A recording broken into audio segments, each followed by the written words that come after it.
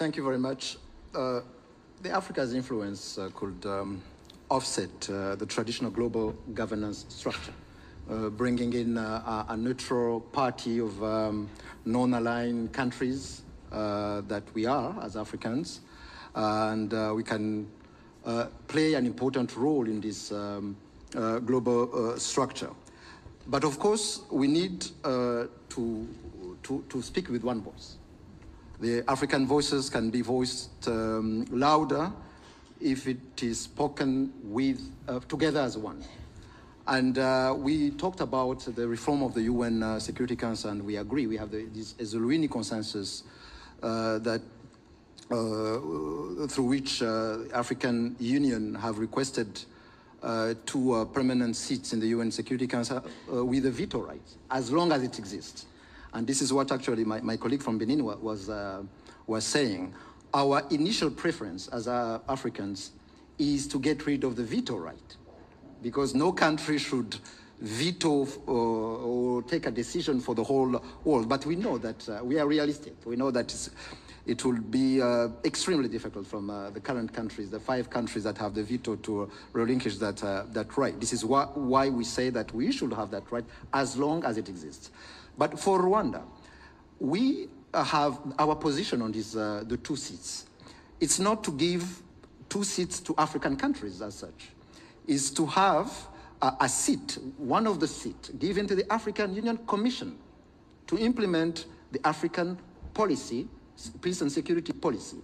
And then the other seat will be given to an African country on a rotational basis, so that we can have a say in African affairs, because 2/3 of the conflicts we have now on the continent are African issues. On the 2/3 on the agenda of the Security Council are African issues.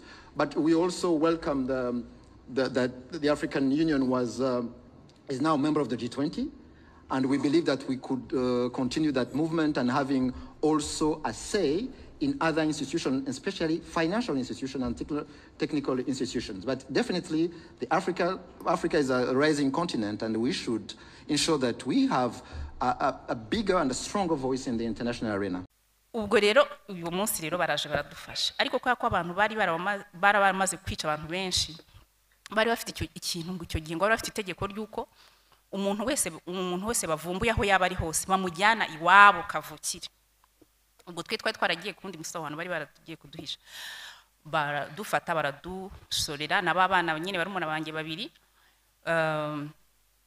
mfata wa undi imyaka 2 ndamuheka, mfata na undi imyaka 4 mufata akaboko, turagenda harimo akagendo pe nk'isaha, n'abagabo benshi cyane n'abahungu badushoreye n'imihoro, baratujyana tugera nyine ku gasantre k'iwacu, batwikira wa mugabo wavuze mu kiliziya yuko yabonye papa na mama imirambo yabo mu myembe y'Ikigali y'Iremera. Hanyuma turagenda, umugabo baratwicaza nyine, twicara hasi, umugabo aratangira ati se bano bana tuse turabagenza gute, turabakoresha iki, ariko se undi tubice, ati ko abantu babo bose twabishe twabamaze. Atangira none kuvuga urupfu rwa buri muntu wese muri famiye, aravuga ati murabona ngo se nyirasenge wabo ngabo se wa undi twatwikiye mu nzu n'abana be 4 hano haruguru. Atangira kunondora abantu bose bo kwa papa bari batuye ho bose kuntu babisha, ati ni gati dore nyirasenge wundi ni wa wundi hari masenyi wari mutoya kwa papa, wari umuherezi kwa papa, yaratwite inda y'amezi 8, afite n'umwana mutoya, bamuvumbuye baramufashe baramukata ngo kugira ngo barebe ngo kuno abana ibyo bintu byose arabivuga, agenda uwo mwonke ariwe papa w'abo bana kuno bamwishe, umudamu we, byose ibintu byose ibyo nshobora kuvuga n'ibyo ntashobora kuvuga bakoze. Ati uko giye mbibona bano bana n'uri ntabandi bantu basigaranye, ati kandi undi atundi tuzabwira gute abana bacu uko abatutsi basaga, uko abatutsi basaga. Ahita afata udupapuro, hari ibintu by'uke muri jenoside byari bitangaje, hari abantu bagabo bafite power yo kwica abantu no kubakiza. uwo mugabo yafashe agapapuro arandika, yandikira wa mupapa, yandika izina rya wa mupapa wari waraduhishe, aravuga ngo kuri kanaka izina rye ati leta iguragije bano bana, ati bano bana ubafate ubabikire leta, tuzajya tubereka abana bacu ukuntu abatutsi basaga. Afata ku gapapuro arakazinga neza, arongi agahaba abantu batuzanye ati muwasubizeyo. Yewe muri giye numvaga nyine bon twarasigaye ko ngo turabana, ntago nezi ko abandi bantu bibacu basigaye. Kugeza rero umunsi umwe ndabyibuka hari kwa kabiri turimo turanika imyumbati, abantu bazi kuntu bakora imyumbati bakayishyira mu mazi then bakayanika imivundesho niko bayita. Noneho turimo turayanika, tugiye tubona imodoka bari cyane ku muhanda, ariko umuhanda mutoya, tubona imodoka ihagaze ahantu kuri igeze ahantu idashobora kwa avance. Ngiye kubona mbona mama, ubwo giye mu mutwe wanjye bari baravuze ko mama wanjye bamubonye yarapfuye. Mbonye mama mpita nikubita hasi, nyine mera nk'umuntu ubuze ubwenge kubera ko ntago nibasaga ko nshobora kubona mama, niba nagize ngo hari ndamurose n'ibindi.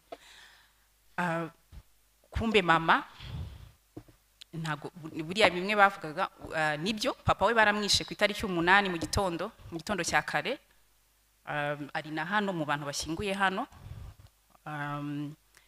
ariko ntago mama we bigeze bamwica. Ubwo rero mama nyine araza aradutwara nabo barumuna banjye, turaza nyine tujya kuba iwacu i Remera. Kuri jewe genocide tuba tuyirokotse gutyo. Uyu munsi rero giye numva ikintu buri gihe ntekereza nk'umubyeyi, ari nacyo abenshi abafite abana nabasaba uyu munsi, n'ukwibaza societe turimo dushaka kuzabona, dushaka kuzasiga ni yihe, turimo turahiye message abana bacu, ese tubigisha urwango cyangwa tubigisha gukunda igihugu no gukunda abantu no gufata nk'umuntu no kugira urukundo. Kuri jewe nicyo kintu gikomeye mba ntekereza buri munsi yo mvuga ngo ni iki mbwira abana banjye, ni iki mbigisha, amateka yaba yarabaye yari yo yose, ese mbashyiramo iki, ejo bazaba abantu bameze gute, bazitwara gute ku ishuri cyangwa bazitwara gute muri societe. Kuko ibintu byose genocide yo kugira ngo ibe nuko habaye ibintu byinshi, ari bimwe twabibonye muri iriya documentaire, ariko societe iba build duhereye mu rugo. Ibyo dushyira mu bana, ibyo tubwira abana bacu, ko tubana ku kazi, ko tubana n'abantu, abana ibyo tubabwira, ariko ibyo dukora cyane buri hari igihe babwira ibintu ariko bakumva muri saro wicaye n'abashyitsi bawe urimo uravuga ibindi. Kuri giye numva nicyo kintu kinini nifuza ko abantu twese turimo umunsi mu gihugu, kuba dufite igihugu gifite amahoro, tutabaye a failed state, kuko byarashobokaga ko ibintu tuguma muri cycle yo kwicana. Kuba uyu munsi turifite igihugu nk'u Rwanda, tuzashaka kuzakiraga abana bacu kimeze gute. Ababirigi mu gukunda, mu kubogamira cyane kuri cya cyiciro cy'abahutu bavugaga ko bikundira ababirigi na Kiliziya Gatulika, bageze naho bamwe muri bo bafatanyije na Parimehutu kurwana no kurwanya abatutsi, bajya mu bitero. Nabyo byabaye rwose, ingero zirahari. Uwitwa Joseph Domani wari administrateur wa territoire ya Ruhengeri, n'abandi babiri bari bamwungirije bitaga ba assistant Doclerc na Docasteri, bagiye mu bitero byirukana abatutsi Nemba, bibohereza mu Bugesera, bibatwikira Rwaza n'ahandi muri 1956. Mu mwaka wa 2012 hari umuzungu wabaye administrateur mu Rwanda kuva mwaka wa 1948 kugeza 1961, witwa Julien Nissens. Julien Nissens yanditse igitabo muri 2012 avuga ko muri 1959 yahuye n'abaparimehutu batwikira abatutsi hariya hakurya ya Nyabarongo. Noneho atangazwa no kubona mu bitero harimo umubirigi wari umukozi wa territoire ya Kigali witwa Baudouin Germont. Uyu Baudouin Germont Nissens ni wamuyoboraga, ni ubyandikira n'iki gitabo cye. Noneho abaza Baudouin Germont ati bite kuri mu bitero hamwe n'abaparimehutu. Undi aramubwira ati jewe mfite amabwiriza yabyo, ati mfite amabwiriza ya Colonel Logiste. Logiste ni wari umuyobozi mukuru w'Ababiligi mu Rwanda. Noneho ni sense araza agera i Kigali ajya kureba Logiste, arabimubwira. Logiste aravuga ati nta kibazo, nigiye watanze amabwiriza ko Baudouin Gerimo ajya muri biriya bitero, ajya gufasha abaparimehutu kwica no gutwika. Ababiligi urwo n'urugero rumwe, ariko nabaha n'izina bitwaga ba Dowird Macumu y'inda. Macumu y'inda yagiye mu bitera Nyanza, Ikibungo n'ahandi. Ababiligi bageze naho bakoresha kajugujugu zikagaba ibitero, zikazana za tract zibwira abahutu, kuko hari abahutu bifatanyaga n'abatutsi bakarwanya abaparimehutu. Tract z'ababiligi zikaza zibwira abahutu ngo nimutandukane nabo, abashakwa n'abatutsi, abashakwa n'intari ntabwo ari mwebwe. Kajugujugu nk'uko twicaye ziza zimenamo izo tract. Barabikoze nko ku musozi ahitwa Sovu, ni mu karere ka Nyamagabe, aho abahutu n'abatutsi bari bishyize hamwe bajya guhangana n'ibitero by'abaparimehutu, harimo n'iby'abanyekongo b'Ababiligi, barwana kuri sushefu wabo Gasarabwe, banga yuko acirwa i Nyamata. Ibi byose ni amateka n'ibintu byabaye bikorwa n'Ababiligi.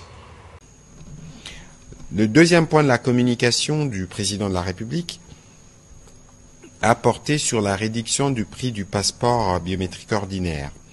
Fidèle à son engagement pris en 2019 afin de soulager nos compatriotes du poids financier lié à l'acquisition du passeport ordinaire biométrique, le président de la République avait alors décidé d'en réduire le coût à l'équivalent en francs congolais de 99 $ américains.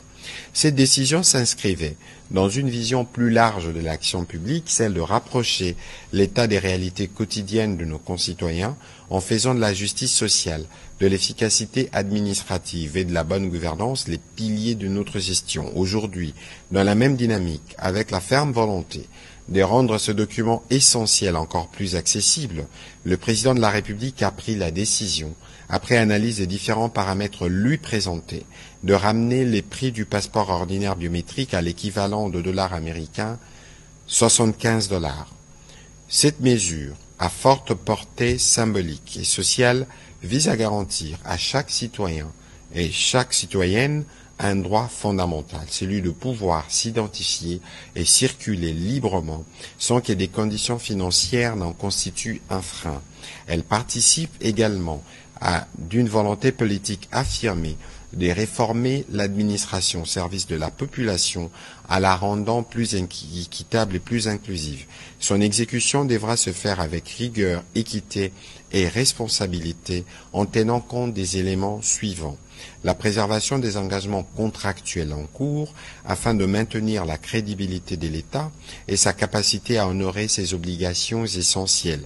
La sauvegarde de la paix sociale en évitant toute démarche brusque ou précipitée susceptible d'affecter les agents impliqués dans la chaîne de production et des délivrances de passeports dont le rôle reste crucial.